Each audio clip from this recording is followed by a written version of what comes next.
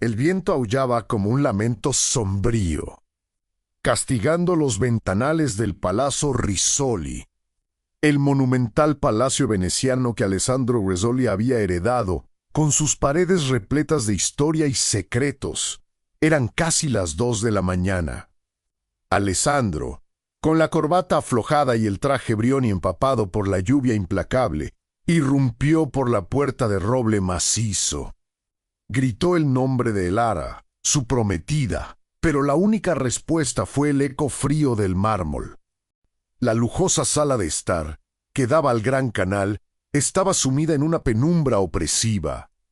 Al encender la lámpara de Murano, la escena se reveló como una pesadilla pintada en lienzo. El piano de cola, un regalo que simbolizaba la obsesión de Alessandro. Estaba abierto, y las partituras de la sonata de la luna estaban esparcidas, como pétalos desgarrados. Cerca de la ventana, el cuerpo de Elara, envuelto en un vestido rojo escarlata, yacía inerte en el suelo, una mancha vibrante contra la palidez del ambiente. Alessandro corrió, la sangre helada en las venas. Se arrodilló, la rodilla aplastando una de las partituras. Su pulso era débil, casi inexistente. Él registró el lugar en pánico y vio la copa de cristal volcada.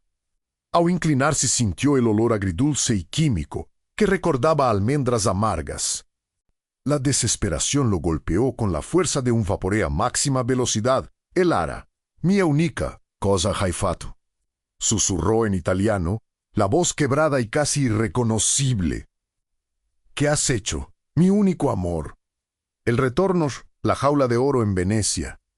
2 semanas antes Venecia brillaba. Alessandro era el epítome del éxito, el arquitecto que había heredado una fortuna y una reputación.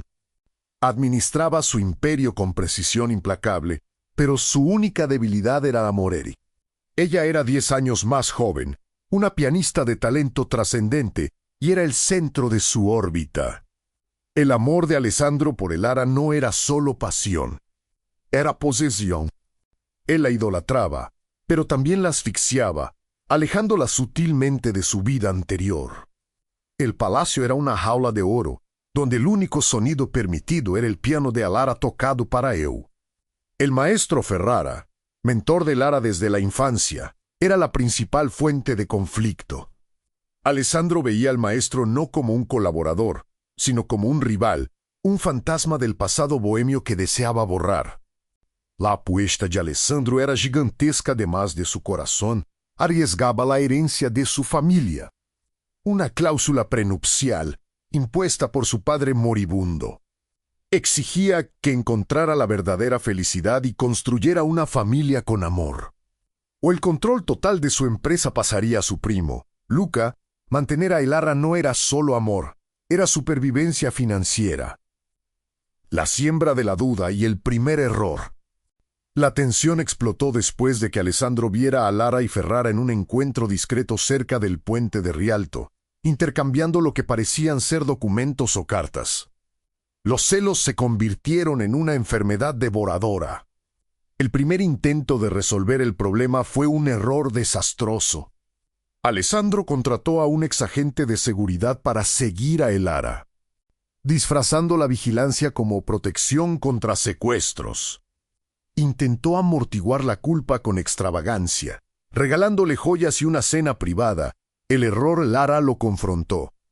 Lo llamó cobarde, no por contratar al detective, sino por no confiar en ella. Preferirei viver em sottoscala sonando per pane, che em palazzo da Wagner mil respiro e misurato da ti, Alessandro. Gritó, sus ojos azules chispeando de furia. Prefiero vivir en un sótano tocando por pan antes que en un palacio donde cada suspiro mío es medido por ti, Alessandro. Alessandro retrocedió, pidió perdón, pero la disculpa sonó vacía.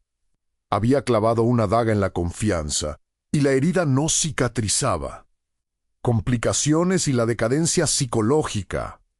La situación se deterioró rápidamente, arrastrando a Alessandro a una espiral de paranoia. Punto de giro 1. El ataque al arte. Elara recibió la confirmación de un recital solista en la Scala. En Milán sería el punto culminante de su carrera.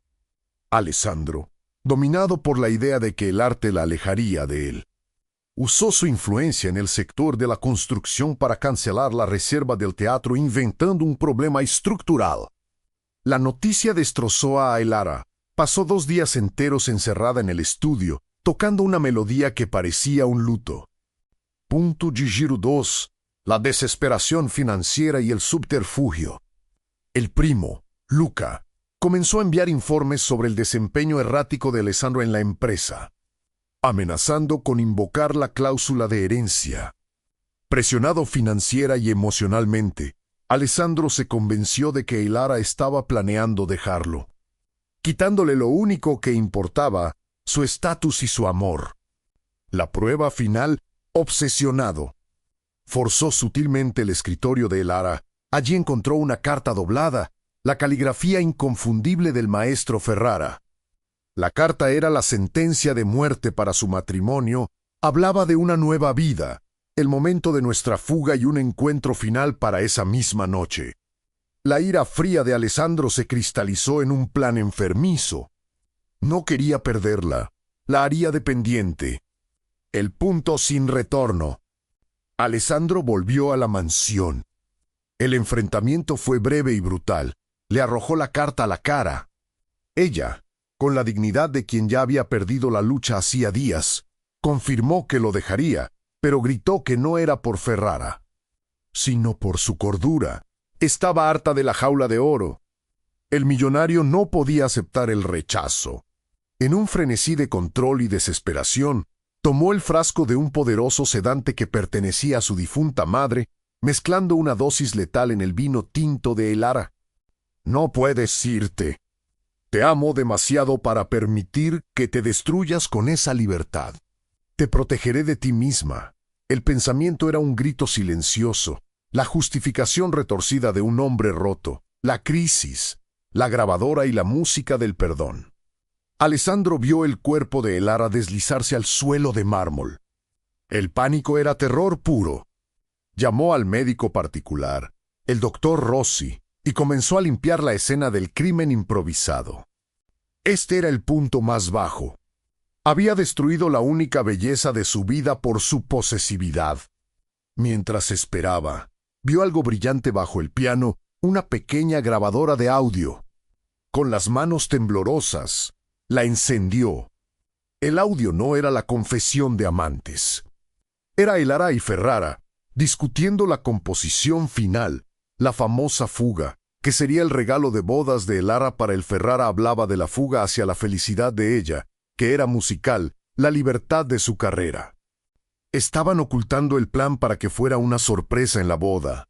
La fuga era hacia Milán, hacia Usuacci, no hacia otro hombre. Alessandro se derrumbó al lado del cuerpo de la mujer. Su desconfianza, sus celos, su veneno, todo había sido autoinfligido. Él era el monstruo del que ella intentaba escapar. El clímax de la venganza lenta. Hospitado el doctor Rossi, tras examinar a Aylara, informó que estaba en coma inducido. La policía fue alertada pues un médico siguiendo el protocolo.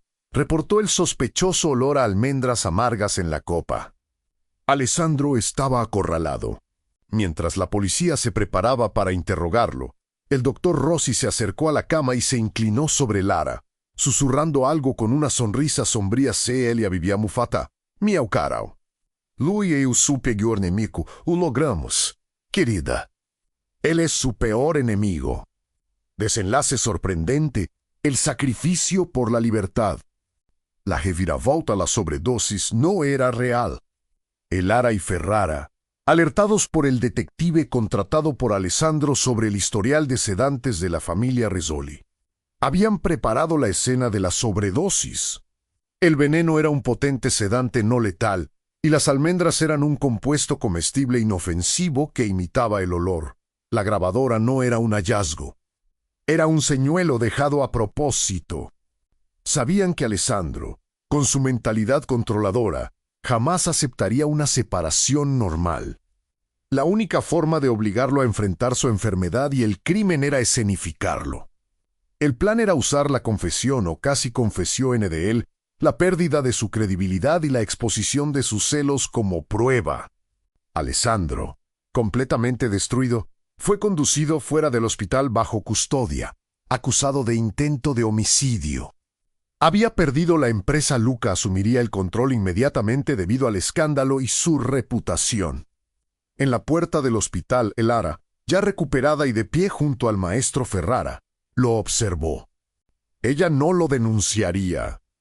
Lo había liberado de la peor manera posible. Sacrificó el amor para salvar su propia vida y, irónicamente, obligar a Alessandro a enfrentar la oscuridad dentro de él. La perdió no por la muerte o por un amante, sino por su propia obsesión. Moral y reflexión final. El amor que aprisiona no es amor. Es la más peligrosa de las prisiones. La libertad, a veces, exige el sacrificio de todo, incluso de la pasión.